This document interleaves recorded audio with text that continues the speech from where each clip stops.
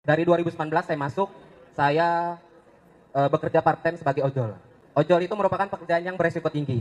Untuk perlindungan tersebut, itu saya rasa dari 2019 sampai sekarang saya belum merasakan. Jika Bapak menjadi Presiden 2024, apakah Bapak akan mau tunduk sama ketua partai? Apakah Bapak mau tunduk juga sama oligarki yang ada di Indonesia, Pak? Apakah Bapak berani melaksanakan dan merealisasikan undang-undang perampasan aset dan rencana konkret Bapak terkait pemberdayaan diaspora Indonesia di luar negeri, khususnya pelajar kita yang di luar negeri itu apa, Pak? adalah bagaimana komitmen Pak Anies terkait dengan Omnibus Law Cipta Kerja yang saat ini menjadi degradasi untuk seluruh pekerja dan juga mengancam kawan-kawan mahasiswa yang saat ini belajar di masing-masing universitas. Terima kasih.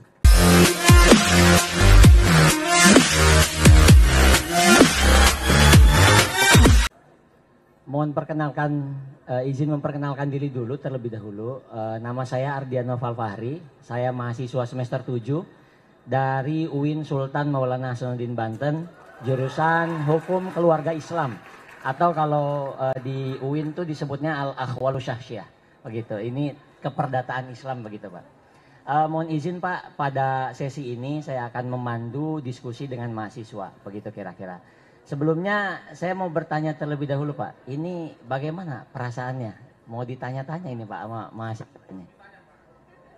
Sebelum ditanya kita pengen tahu dulu, perasaannya gimana? Takutkah apa gimana ini? Kenapa harus takut ya? Gitu. Iya, jadi betul teman-teman gini, saya bertanya nih, kalau Anda ditanya dan Anda tidak punya jawabnya, terus gimana? Ya bilang aja nggak tahu jawabnya, bukan? Iya, kenapa harus takut? Memangnya kalau jadi calon presiden tahu semua urusan? Tahu semua, belum tentu. Punya kewenangan bukan berarti punya pengetahuan. Okay?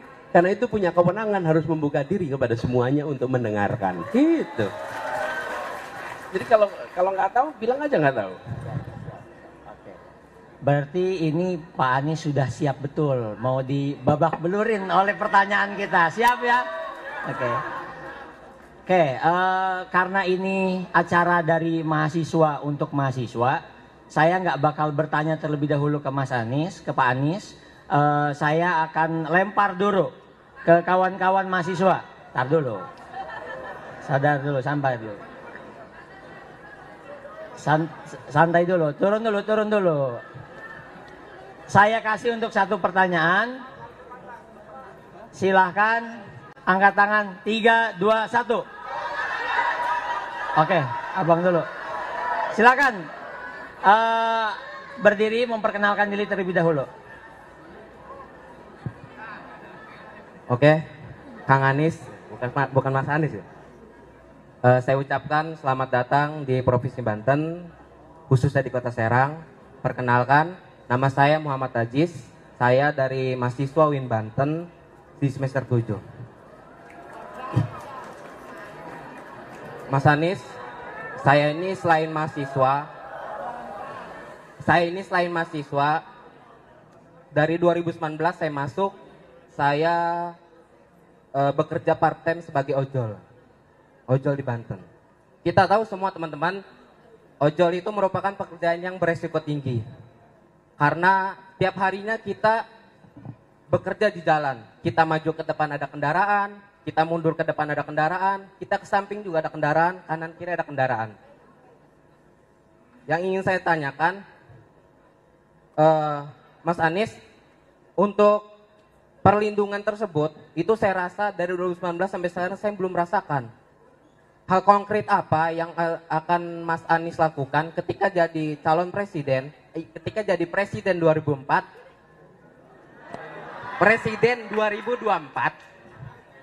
yang akan Mas Anies lakukan ketika menjabat? Terima kasih Mas Anies. Langsung jawab Pak. Oke, siap. Kita turun dulu.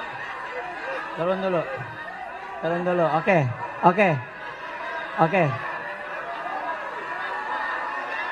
3, 2, 1. Ya, abang dulu.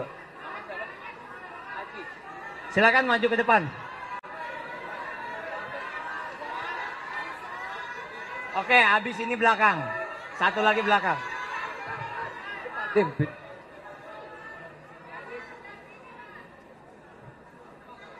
Assalamualaikum warahmatullahi wabarakatuh. Terima kasih kepada yang memberikan kesempatan untuk bisa bertanya. Perkenalkan, nama saya Alvin Hajrullah. Saya dari FISIP Fakultas Ilmu Sosial dan Politik, jurusan Pemerintahan. Jujur Pak, saya senang banget bisa bertanya langsung kepada Bapak. Jujur Pak, saya juga salah satu orang yang mendukung Bapak karena track record Bapak yang sangat jelas, bagus. Terima kasih. Yang ingin saya tanyakan Pak, jika Bapak menjadi Presiden 2024, apakah Bapak akan mau tunduk sama ketua partai? Dan satu lagi Pak, Cukup Bang, jika satu pertanyaan aja.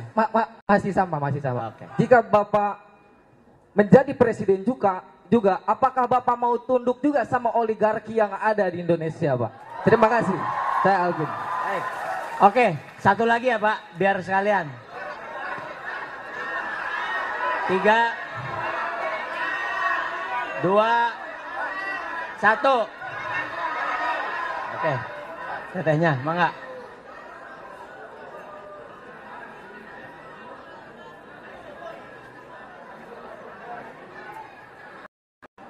Kalem beheula mang, kalem heula. Mangga, silakan. Bismillahi, Assalamualaikum warahmatullahi wabarakatuh. Waalaikumsalam. Izin memperkenalkan diri ya Pak.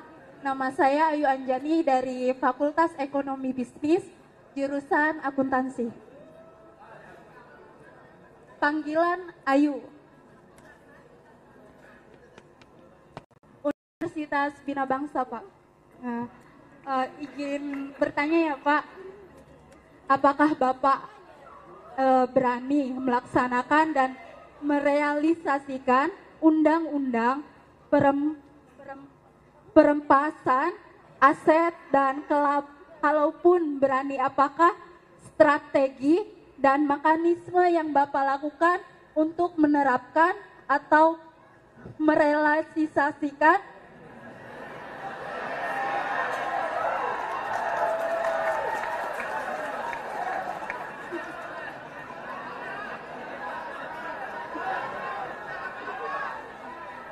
mekanisme untuk menerapkan undang-undang perampasan aset tersebut. Terima kasih. Wassalamualaikum warahmatullahi wabarakatuh. Baik.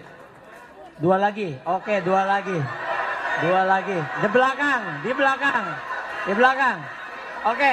3, 2, 1. Oke, abangnya.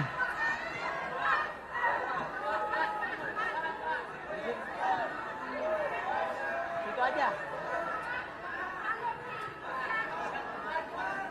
Siap. Kalem heula. Siap. Tetap tenang. Mangga. Bismillah, tanpa salam. Mohon izin Pak, perkenalkan nama saya Ihyan. Biasa dipanggil Sunan Pak.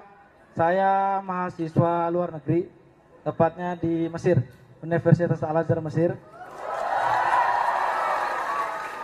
Dan kebetulan saya pengurus di PPID, Perhimpunan Pelajar Indonesia di Dunia Pak, yang mencakup 65 negara, yang anggotanya 80.000 kurang lebih.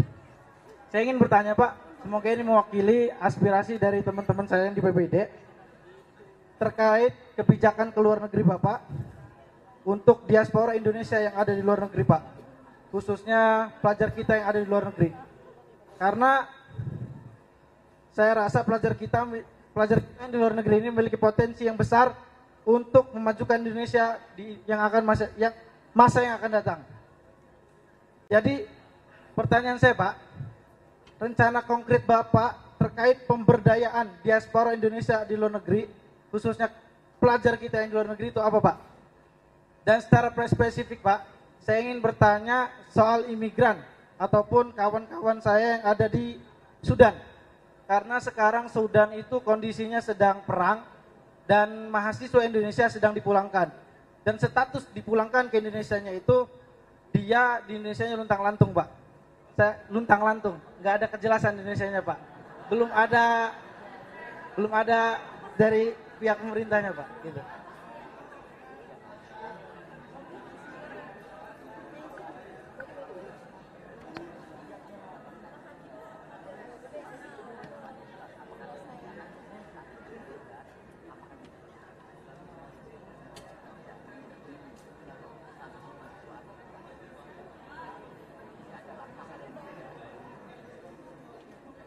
Mungkin itu Pak pertanyaan saya. Terima kasih. Oke. Satu lagi. Satu lagi atau cukup, Pak? Oke, satu lagi cewek. Oke.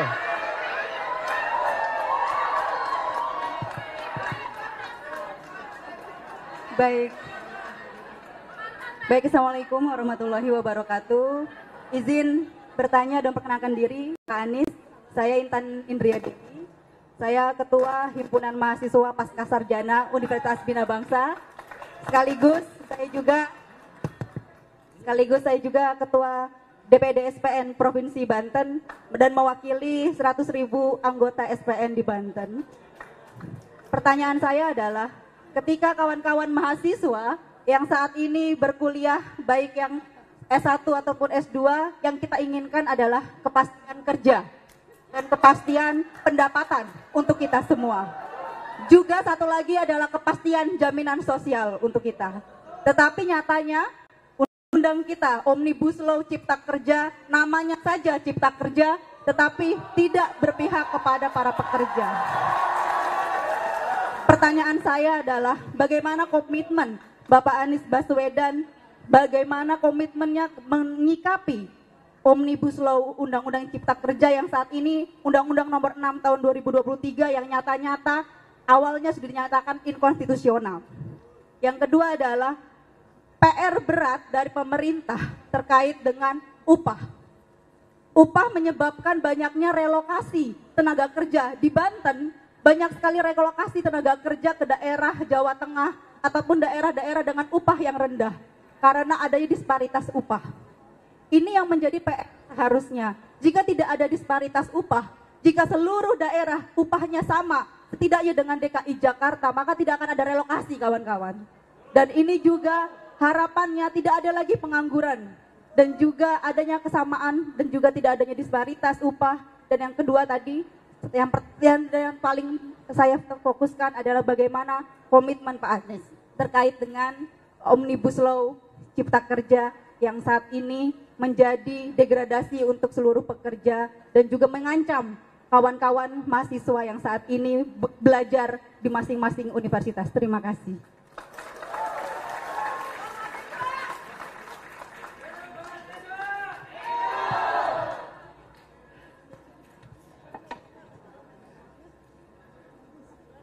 Terima kasih teman-teman semua.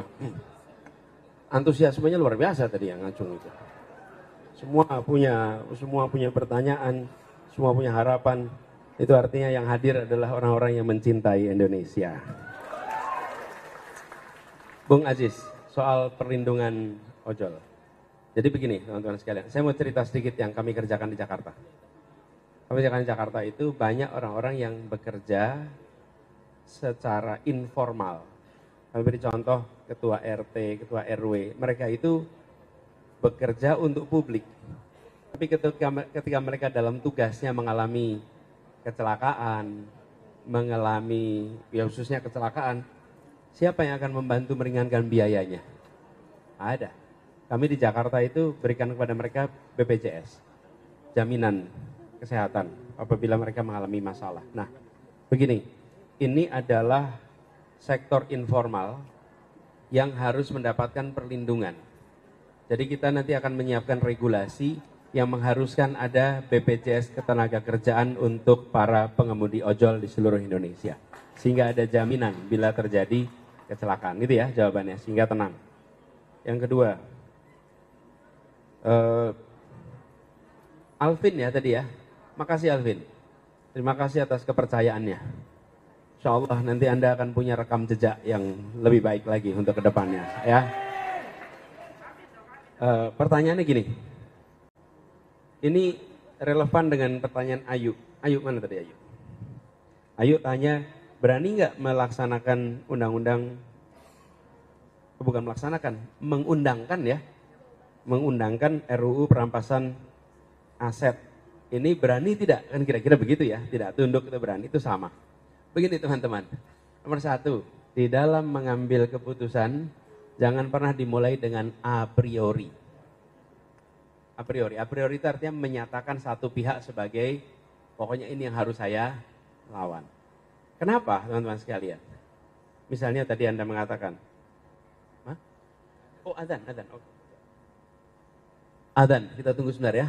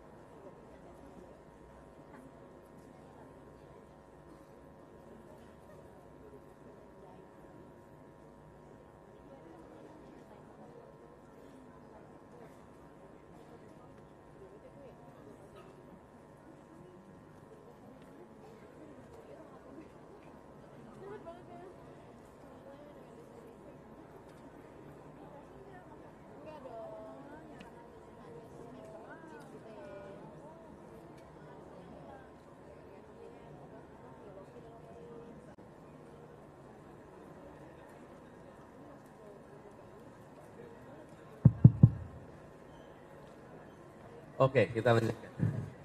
Sebentar, sampai di mana tadi jadinya? Apa? Jangan a priori. Oke. Jadi begini.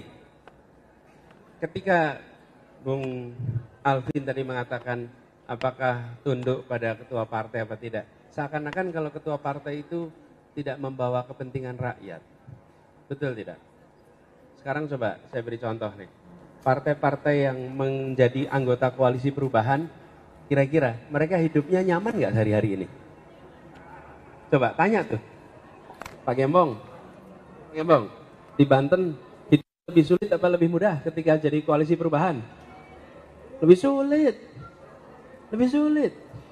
Nasdem, apalagi Nasdem nih, dari awal tuh mengalami segala macam masalah. Jadi jangan buru-buru kita a priori. Bayangkan mereka memutuskan untuk akibat mengusung gagasan perubahan, mereka mengalami tantangan yang luar biasa besar. Yang begini kita tidak boleh menyatakan a priori. Justru mereka sedang berikhtiar untuk perubahan bagi bangsa ini yang lebih baik. Betul tidak? Iya. Tantangannya besar sekali. Gus Muhaimin begitu dicalonkan, nggak lama langsung dipemeriksa langsung. Betul, langsung diperiksa dia.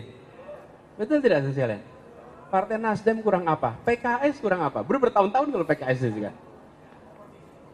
Pak Surya Paloh mengambil keputusan, sesudah itu dia berhadapan dengan tantangan yang luar biasa banyak. Jadi saya ingin sampaikan bahwa kita melihat harapan. Ada partai-partai yang serius untuk mendorong perubahan.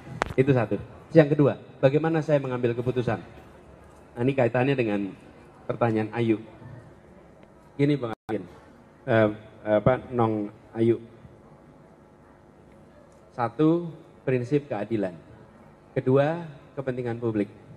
Ketiga, data, common sense, objektivitas.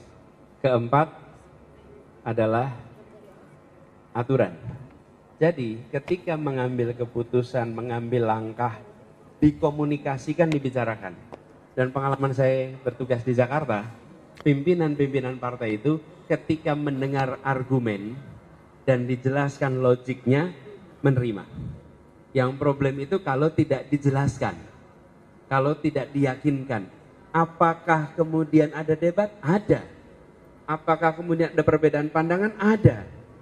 Tapi kalau kita tidak bersedia untuk berbeda pandangan dan berdiskusi, maka tidak ketemu titik temu. Begitu didiskusikan ada.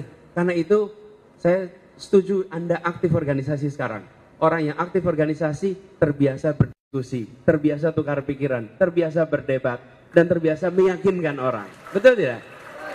Iya. Tapi kalau tidak terbiasa, maka putus itu. Jadi menurut saya kuncinya di situ. Yang kedua, tadi soal oligarki. Saya sering sampaikan, saya berikhtiar untuk menegakkan keadilan, bukan memusuhi salah satu, siapapun itu.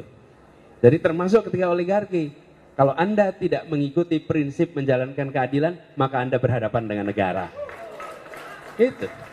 Karena negara harus memberikan rasa keadilan. Ketika negara membuat aturan, saya mau tanya nih, ketika kita bikin aturan, apa yang harus kita penuhi? 1, prinsip keadilan. 2, memberikan pembagian kebermanfaatan yang jelas. Setiap aturan. Yang ketiga, memberikan kepastian hukum. Jadi kalau membuat peraturan hanya menguntungkan satu dua pihak, aturan tidak benar. Aturan itu harus memberikan manfaat yang kepada semua. Nah, ini juga tadi saya teruskan aja sama pertanyaan dari Nong Intan tadi terkait undang-undang apa? Cipta Kerja. Kami sudah sampaikan berkali-kali bahwa itu akan kami review ulang, memastikan bahwa prinsip keadilan muncul di dalam undang-undang untuk ketenaga kerjaan kita. Di Jakarta saya merasakan persis. Saya kemarin tahun lalu sebelum saya turun, saya mengambil keputusan yang berbeda dengan apa yang menjadi aturan baru.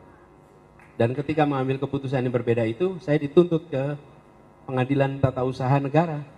Kenapa? Karena menurut saya pengaturan UMP-nya tidak mencerminkan prinsip keadilan. Saya jelaskan ya dikit. Di Jakarta itu rata-rata kenaikan UMP 8% per tahun. Rata-rata. Ketika COVID terjadi tahun 2020, UMP-nya turun, naiknya menjadi 3%. Pada saat, kan memang kondisi ekonominya turun, bukan? Tahun berikutnya, keluar aturan baru, UMP-nya itu naiknya hanya 0,8%. Padahal kondisi ekonomi sudah lebih baik, harusnya di atas 3%. Bukan malah jadi 0,8%. 0,8% itu kira-kira Rp30.000. Bapak Ibu sekalian, teman-teman, Rp30.000 kenaikan itu bisa buat apa coba? Harusnya itu sekitar Rp400.000, harusnya. Apa yang kami lakukan? Kami tetap menggunakan rumus yang lama sehingga kenaikannya 5,1% dan itu menurut kami adalah prinsip keadilan. Walaupun kita tidak sesuai dengan aturan yang dibuat oleh pemerintah pusat. Karena itu tadi saya urutkan nih prinsip keadilan dulu. Nah, ini yang harus kita kerjakan dan insya Allah itu akan kita kerjakan. Begitu juga dengan disparitas upah ini memang harus ada langkah serius, kajian yang serius untuk bisa satu sisi memberikan kesetaraan upah, di sisi lain tetap memberikan insentif yang cukup pada kegiatan industrialisasi, ya. Nah, lalu ada pertanyaan dari mahasiswa internasional nih, Bung Sunan, soal diaspora. Teman-teman tahu ya diaspora ini apa? Apa diaspora itu? Masyarakat Indonesia yang tinggal di luar negeri. Seringkali mereka dianggap tidak nasionalis karena tinggalnya di luar negeri. Jangan pernah dihukum. Mereka dianggap tidak nasionalis. Mereka di sana menjadi, pandanglah mereka sebagai duta-duta Indonesia di berbagai tempat di dunia. Pandang itu begitu. Lalu kami merasa mereka harus jadi mitra pemerintah, jangan malah dijauhi. Diaspora itu menjadi promotor Indonesia. Dan saya pribadi ingin sekali menyaksikan makin banyak perusahaan-perusahaan internasional, lembaga-lembaga internasional yang diisi oleh orang-orang Indonesia.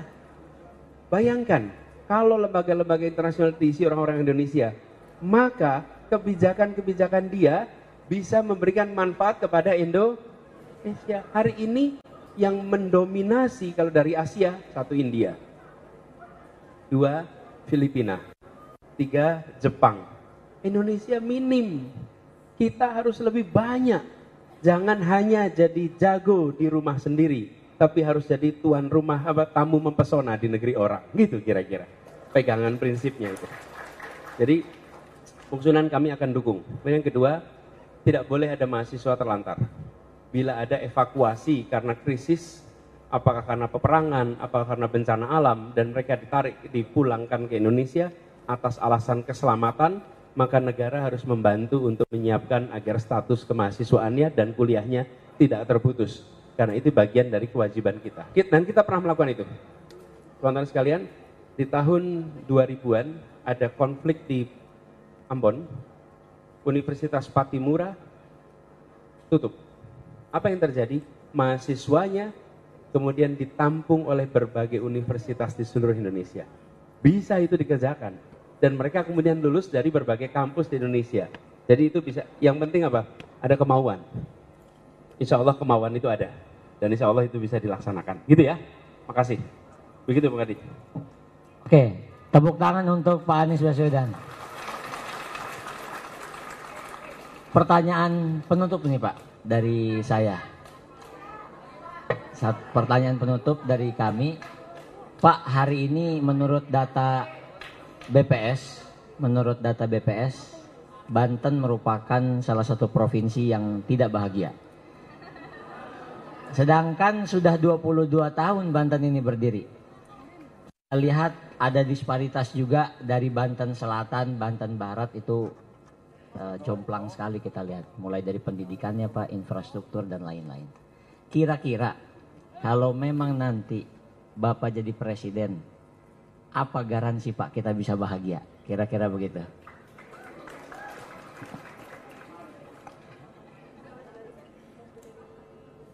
Gini, memang negara bisa ngatur perasaan gitu? Bisa ngatur perasaan? Gini, setahu saya negara tidak bisa ngatur pikiran dan tidak bisa ngatur perasaan. Nggak bisa. Tapi negara bisa mengatur tindakan. Itu yang bisa diatur oleh negara. Tindakannya. Karena kalau perasaan dan pikiran itu di luar wilayah yang kita bisa masuki. Tapi tindakan bisa. Karena itu seringkali begini. Anda memiliki pikiran A, negara tidak bisa melarang. Tapi kalau Anda melanggar aturan, maka kami bisa melarang. Gitu ya kira-kiranya, pikiran. Jadi saya berharap masyarakat Banten tentu akan lebih bahagia kalau konektivitasnya lebih baik, jalannya lebih baik. Betul tidak? Jangan hanya membangun jalan berbayar, jalan tak berbayar juga harus dibangun dengan baik, apalagi di Banten ini. Dan teman-teman semua, kami memiliki sebuah program namanya Indonesia Mengajar. Kami kirim Indonesia Mengajar itu ke daerah-daerah yang jauh. Waktu kami melakukan studi, di mana tempat-tempat yang infrastrukturnya sulit, kami membayangkan akan kirim ke luar Jawa. Ketika di Jawa ketemu daerah namanya Lebak. Ternyata Lebak itu memiliki